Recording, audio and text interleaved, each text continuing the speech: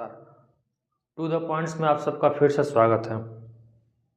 कल हम लोगों ने 76 यानी कि महान्यायवादी का टॉपिक ख़त्म कर दिया था और उसके पहले 76 के पहले 74, 75, 74, 75 और 74, 75 और 77, 78 हम लोगों ने पढ़ लिया था।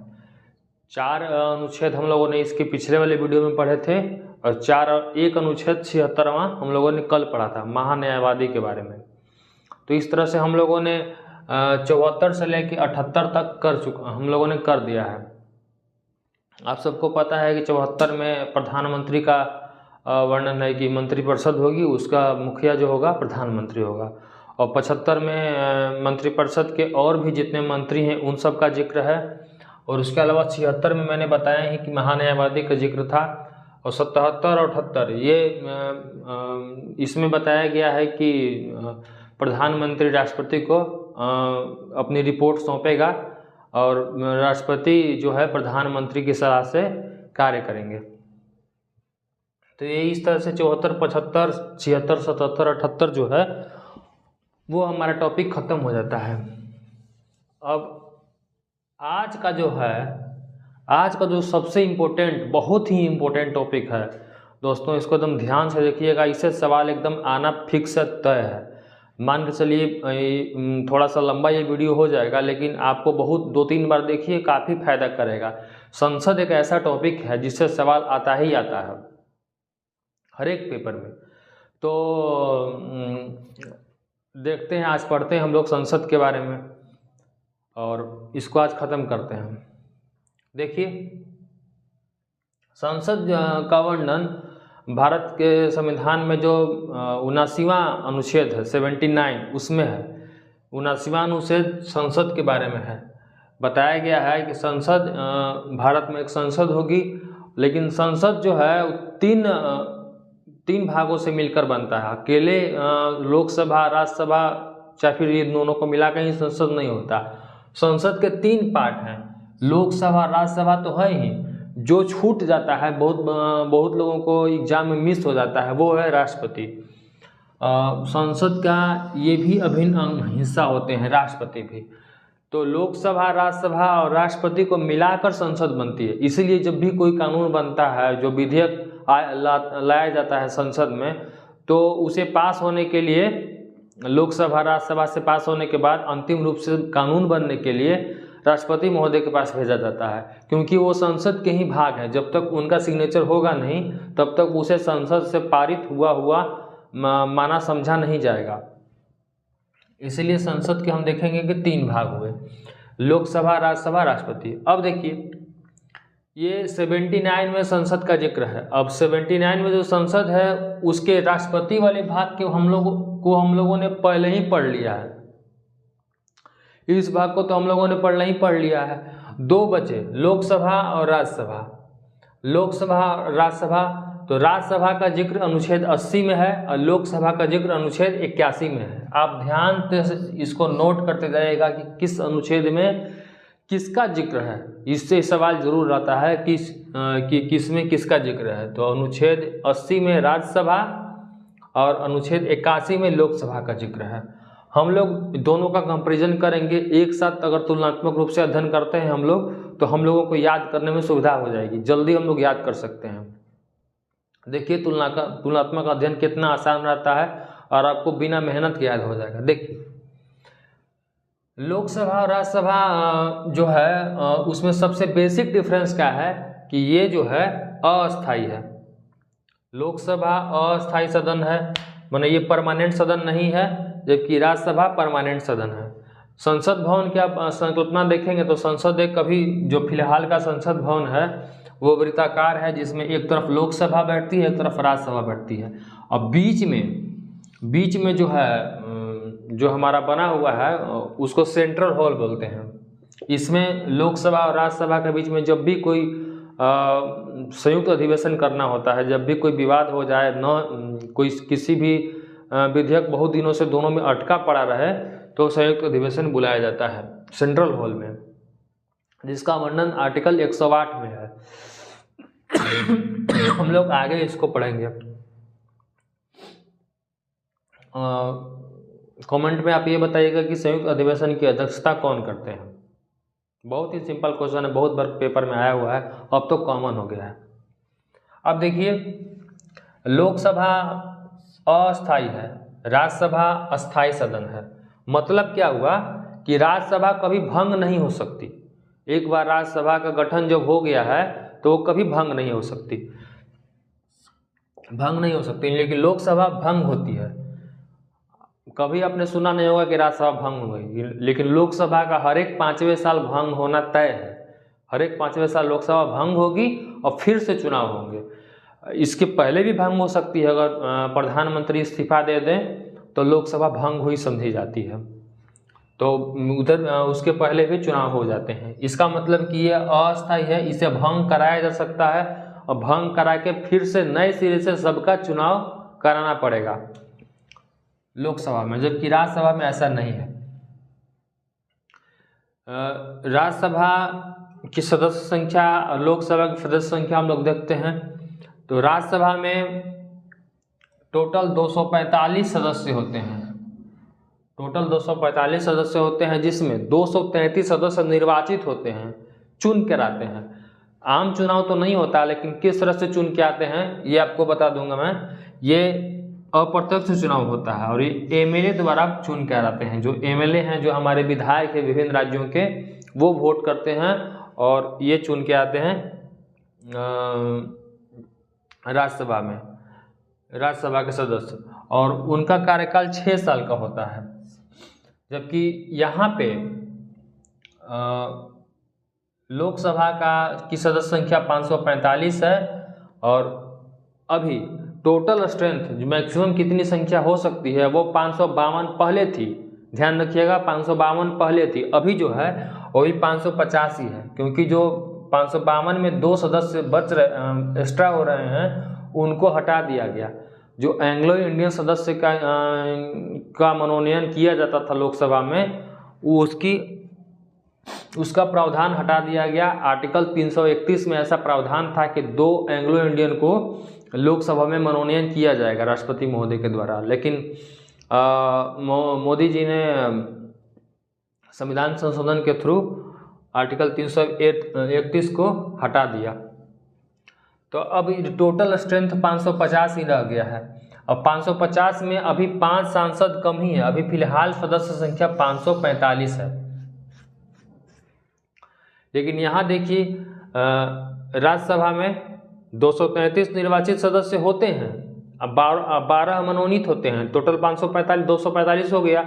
अब 233 में 210 स्टेट से आते हैं चुन के और 13 यूटी से आते हैं, यूनियन टेरिटरी से, मतलब केंद्र शासित प्रदेशों से 13 सदस्य चुन के आते हैं और 210 सदस्य राज्य से चुन कर आते हैं।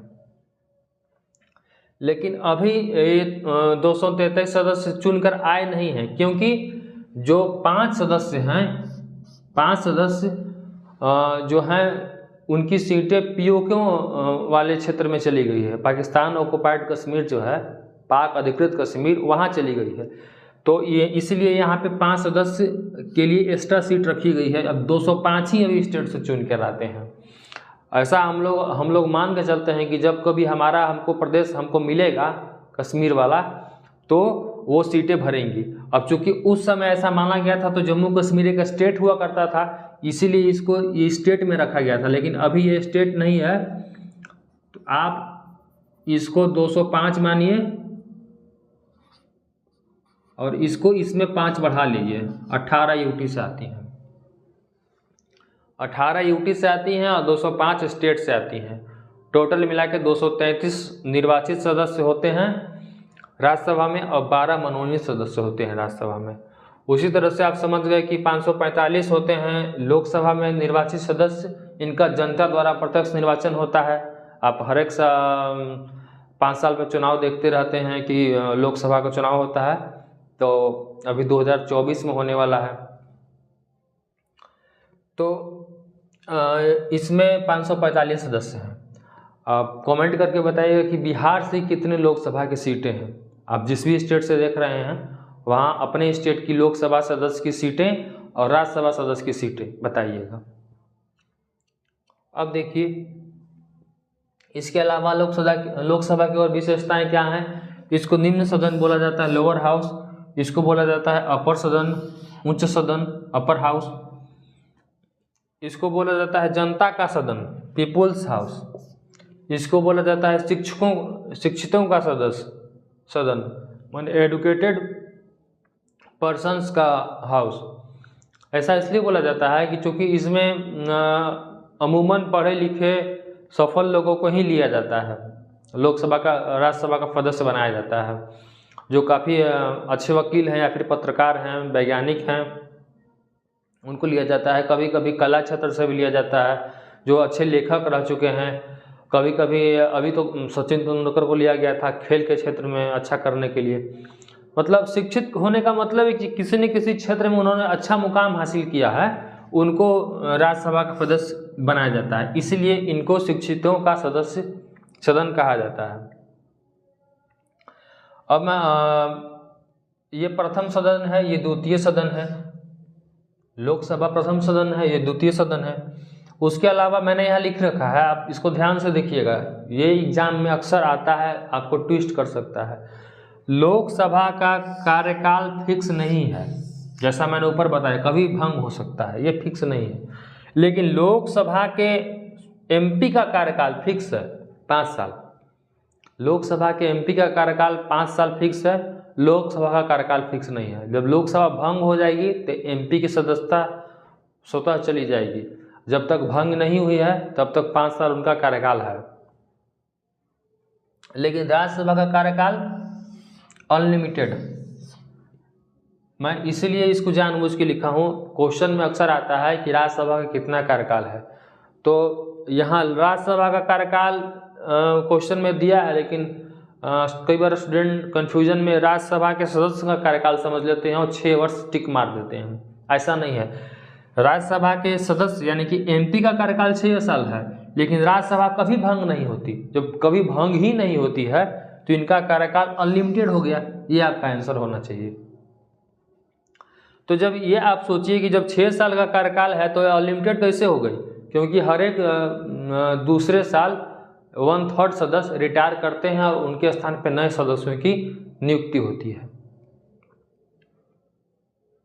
उसके लोगों ने आर्टिकल 79 देख लिया, उसके बाद आर्टिकल 80 देख लिया, 80, उसके बाद 81 देख लिया। 81 के बाद अब आ गया 82 का नंबर। 82 में क्या लिखा हुआ है? 82 में लिखा हुआ है कि ये जो कितने सदस्य किस स्टेट से आएंगे उसका निर्धारण कैसे किया गया है। तो उसका निर्धारण 1971 की जनगणना पर किया गया है और प्रति 10 लाख की जनसंख्या पर एक एमपी की व्यवस्था की गई है। जिस राज्य की जितनी जनसंख्या है तो प्रति 10 लाख की जनसंख्या पर एक एमपी दिया गया है 1971 की जनगणना के आधार पे। तो ऐसा हुआ तो नॉर्थ इंडिया के जितने स्टेट हैं उनको काफ़ी फायदा हुआ। हर एक साल उनकी जनसंख्या ज़्यादा गति से बढ़ती थी, तो उनकी एमपी उनको मिलने वाले एमपी की संख्या में इजाफा होते चला गया। इस पर साउथ के जितने स्टेट हैं उन्होंने काफ़ी प्रतिरोध जताया और उसके बाद एक संशोधन किया गया कि 84वां संविधान संशोधन 2002 में अटल बिहारी वाजपेयी की सरकार में किया गया, जिसमें सीटों की संख्या फिक्स कर दी गई कि हर एक स्टेट से कितने सदस्य होंगे। ये 2026 तक फिक्स कर दिया गया। 2026 तक अब कोई सदस्यों की संख्या बढ़ेगी नहीं, चाहे जनगणना में कितना भी किसी स्टेट का पॉपुलेशन बढ़ जाए, जो हर एक 10 साल पर होती है जनगणना, लेकिन सीटों की संख्या नहीं बढ़ेगी। सीटों की संख्या 26 तक फिक्स हो गई है। अभी हम लोग 23 में हैं, 3 साल बाद और सीटों की संख्या बढ़ेगी। और वो बढ़ेगी तो किस साल की जनगणना के आधार पर तय होगी? तो 2001 के जनगणना के आधार पर तय होगी। इस बात का आप ध्यान रखेंगे। तो देखिए 79, 80, 81, 82 हम लोगों ने देख लिया। अब 83 में है कि लोकसभा के एमपी का कार्यकाल 5 साल होता है। उसी तरह से राज्यसभा के एमपी का कार्यकाल 6 साल होता है। अब 84 में एलिजिबिलिटी का वर्णन है। 84 में एलिजिबिलिटी का वर्णन है, योग्यता का वर्णन है। लोकसभा का सदस्य बनने हेतु, राज्यसभा का सदस्य बनने हेतु जो योग्यता है उसे हम लोग देख लेते हैं। देखिए 84 में लिखा हुआ है कि 25 साल होती है एमपी बनने की योग्यता, कम से कम 25 साल होना चाहिए आपको, तब आप एमपी का चुनाव लड़ सकते हैं। उसी तरह से राज्यसभा के लिए 30 साल आपको कम से कम होना चाहिए, तब आप राज्यसभा का चुनाव लड़ सकते हैं। इसके अलावा पागल दिवालिया नहीं होने चाहिए। उसी तरह से 2 एंग्लो इंडियन का जो प्रावधान था आर्टिकल 331 में, उसे अब हटा दिया गया। मैंने यहाँ पे बताया आपको, उसे हटा दिया गया। तो अब 550 सदस्य संख्या है, जिसमें 530 स्टेट से चुन कर आते हैं, अब 20 यूटी से चुन कर आते हैं, 20 यूनियन टेरिटरी से चुन कर आती हैं, और 530 स्टेट से चुन कर आते हैं। इसमें स्टेट से 205 चुन कर आ रहे थे, यूटी से 18। देखेंगे हम लोग एक और इम्पोर्टेंट बात देख लेते हैं कि जो 12 मनोनीत सदस्य होते हैं उनका वर्णन कहाँ है, तो 80 क में है। 80 क में 12 मनोनीत सदस्यों का वर्णन है कि उनको मनोनयन किया जाएगा। उनका मनोनयन किस आधार पे होता है, तो जिन्होंने विज्ञान, साहित्य, कला के क्षेत्र में अच्छा कार्य किया है, उनमें से चुनिंदा लोगों का 12 लोगों का मनोनयन होता है राज्यसभा के सदस्य के रूप में। अब हम लोग देखेंगे कि आर्टिकल 85 में है कि संसद के सत्र बुलाने का, सत्रावसान करने का और विघटन करने का, मतलब सदन के सत्र को बुलाने का, सत्रावसान करने का और विघटन करने का अधिकार किसका होता है, राष्ट्रपति का होता है। विघटन करने का मतलब क्या हुआ कि सदन को डिसॉल्व कर दिया गया, सदन को खत्म कर दिया गया, अब से नया चुनाव होगा, ऐसा करने का अधिकार किसको होता है, राष्ट्रपति को होता है। उसी तरह से जो अगला आर्टिकल है आर्टिकल 86, उसमें लिखा हुआ है कि संसद में अभिभाषण देने का या फिर संदेश भेजने का, भिजवाने का अधिकार किसका होता है, तो राष्ट्रपति का होता है। तो आर्टिकल 85, आर्टिकल 86। अब आर्टिकल 87 पर हम लोग आते हैं। आर्टिकल 87 ये बताता है कि राष्ट्रपति का विशेष अभिभाषण होगा सदन में, 2 बार सदन में राष्ट्रपति का विशेष अभिभाषण होगा। पहली बार तब होगा जब सदन का पहला सत्र शुरू होगा। साल में सदन का जो पहला सत्र शुरू होता है, आप सबको पता है कि 3 सत्र बुलाए जाते हैं अमूमन, बजट सत्र, मानसून सत्र और शीतकालीन सत्र। तो जो बजट सत्र होता है उसमें जो यही तो पहला सत्र हुआ जो मार्च फरवरी में आता है, तो इसमें राष्ट्रपति का विशेष अभिभाषण होगा। उसके अलावा जब कभी भी लोकसभा का नया गठन होगा, जब लोकसभा भंग की जाएगी, चुनाव होंगे और नई लोकसभा बन के आएगी, तो जो नवनिर्वाचित लोकसभा है उसका जो प्रथम अधिवेशन होगा उसमें राष्ट्रपति महोदय का अभिभाषण होगा। तो ये राष्ट्रपति के विशेष अभिभाषण के बारे में है। इस तरह से हम लोगों ने देख लिया पूरे संसद के बारे में। संसद के बारे में देखिए आप अनुच्छेद वाइज याद रखिएगा, इस तरह से कहानी याद करने से कोई फायदा नहीं है। जितना अनुच्छेद वाइज याद रखिएगा अनुच्छेद ही पूछता है, बाकी तो 5 साल कार्यकाल है, 6 साल कार्यकाल है, सबको पता है, इसमें कुछ बताने लायक है नहीं। बताने लायक ये है कि ये 5 साल का कार्यकाल, 6 साल का कार्यकाल लिखा कहाँ हुआ है, कौन से अनुच्छेद में लिखा हुआ है कि लोकसभा होगा, कौन से अनुच्छेद में ये लिखा हुआ है कि राज्यसभा होगा, ये पूछता है। तो आपको ये पता होना चाहिए। मैंने आपको आज क्या बताया, मैंने आपको बताया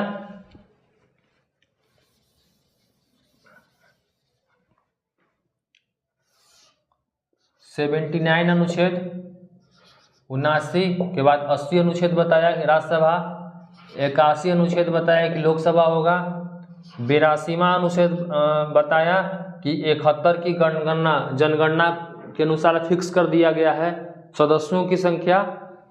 उसके अलावा मैंने आपको 83 बताया। 83 में ये है कि लोकसभा के एमपी का कार्यकाल 5 साल होगा, 83 में है। उसके बाद 84 में है एलिजिबिलिटी, योग्यता क्या होगी लोकसभा के सदस्य बनने के लिए, योग्यता क्या है, तो सारी योग्यताओं का जिक्र 84 में है, जिसमें मिनिमम एज क्राइटेरिया जो है 25 साल, मैक्सिमम कोई एज क्राइटेरिया नहीं है। आप 90 साल का भी हैं फिर भी चुनाव लड़ सकते हैं, लेकिन मिनिमम 25 साल होना चाहिए, तब आप नामांकन पत्र दाखिल कर सकते हैं, चुनाव लड़ सकते हैं। उसी तरह से आप लोगों को पता होगा, जब बिहार में मुखिया का चुनाव होता है या फिर यूपी में प्रधान का चुनाव होता है, तो वहाँ पे ग्राम पंचायत का चुनाव लड़ने के लिए मिनिमम एज जो है वो 21 साल होता है। तो वहाँ पे 21 साल और यहाँ पे 25 साल और राज्यसभा के लिए 30 साल, ध्यान रखिएगा। और 84 के बाद हम लोगों ने 85 पढ़ा, हम लोगों ने ये 85 पढ़ा कि संसद का जो सत्र बुलाना, उसका विघटन करना, सत्रावसान करना, ये सब राष्ट्रपति के अधिकार हैं। ये 85 में लिखा हुआ है। पेपर में डायरेक्ट सवाल आता है, संसद के सत्र बुलाने का राष्ट्रपति के अधिकार किस अनुच्छेद में दिए गए हैं, तो आप 85 यानी कि 85 को टिक करेंगे। उसके अलावा संसद में अभिभाषण देने का अधिकार, संदेश भेजने का अधिकार आर्टिकल 86 में है। 87 में है राष्ट्रपति का विशेष अभिभाषण। राष्ट्रपति का विशेष अभिभाषण सदन में 2 बार होगा। एक बार बजट सत्र जो आयोजित किया जाता है फरवरी माह में वहाँ पे, और जब भी नया चुनाव होगा और नई संसद चुन कर आएगी तो पहला जो सत्र होगा किसी भी महीने में, फरवरी में जरूरी नहीं है, किसी भी जब भी पहला